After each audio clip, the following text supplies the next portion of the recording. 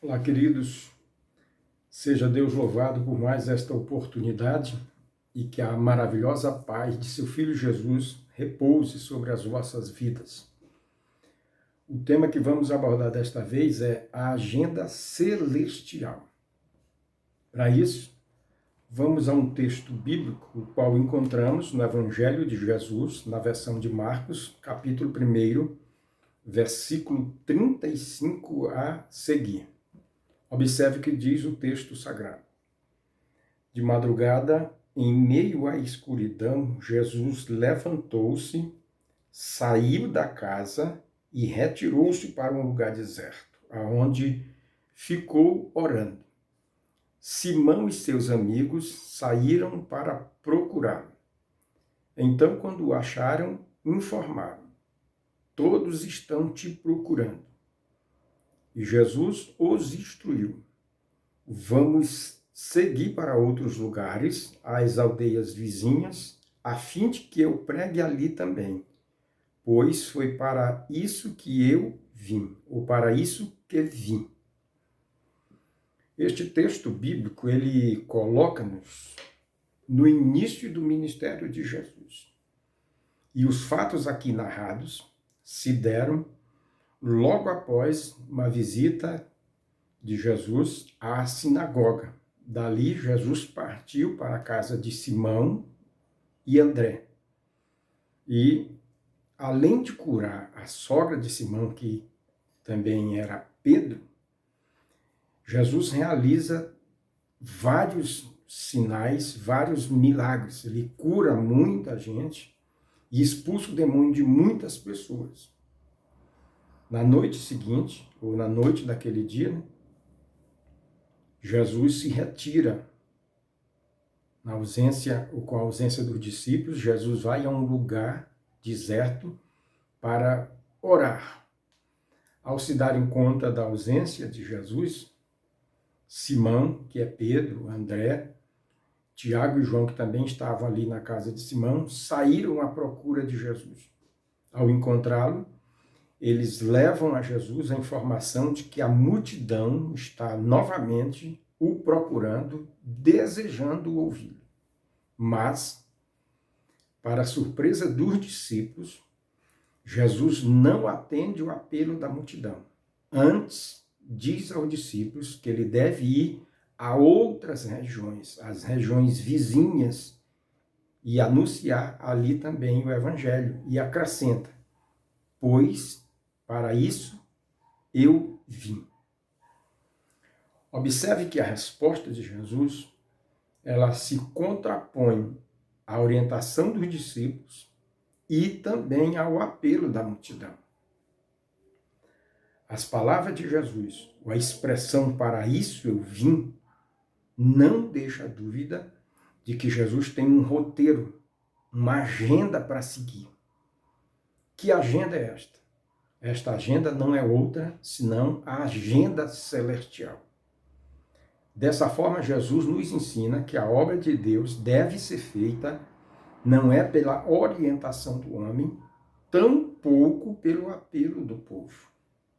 A orientação, as palavras de Jesus, melhor dizendo, deixa claro que a obra de Deus deve ser feita segundo a orientação divina, a orientação celestial.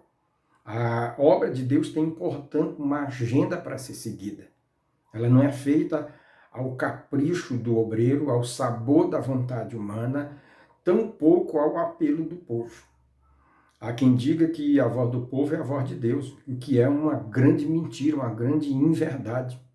Se a voz do povo fosse a voz de Deus, o povo de Israel não teria rejeitado a teocracia, que é o governo divino, e preferido o governo de um rei, que é a monarquia.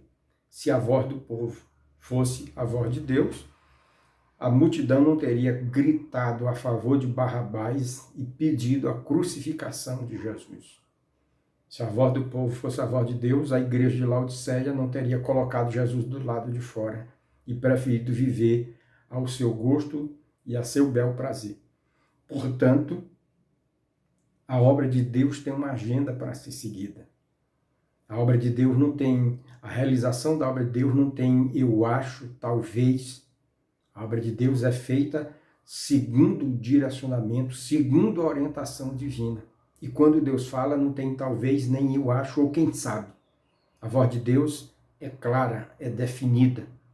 E se a obra é de Deus, ela deve ser feita conforme a orientação de Deus.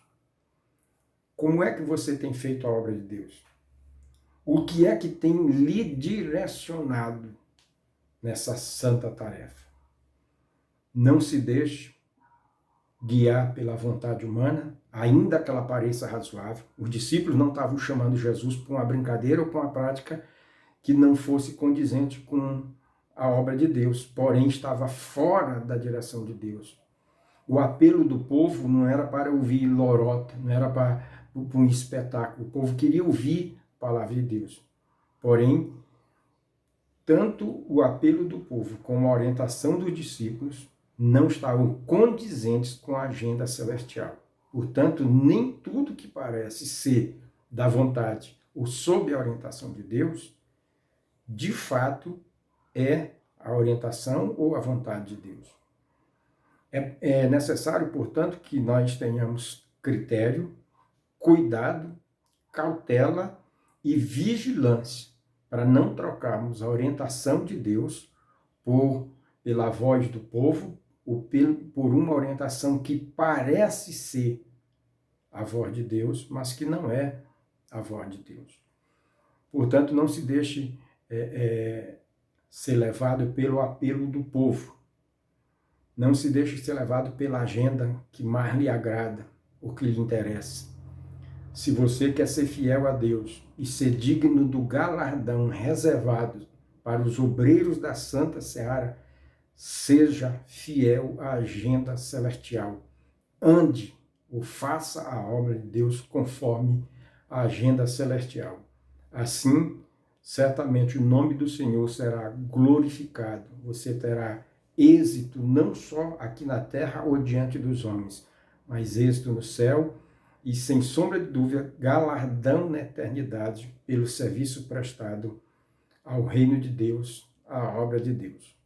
Deus lhe ajude, Deus lhe abençoe e até o próximo, se Deus assim nos permitir.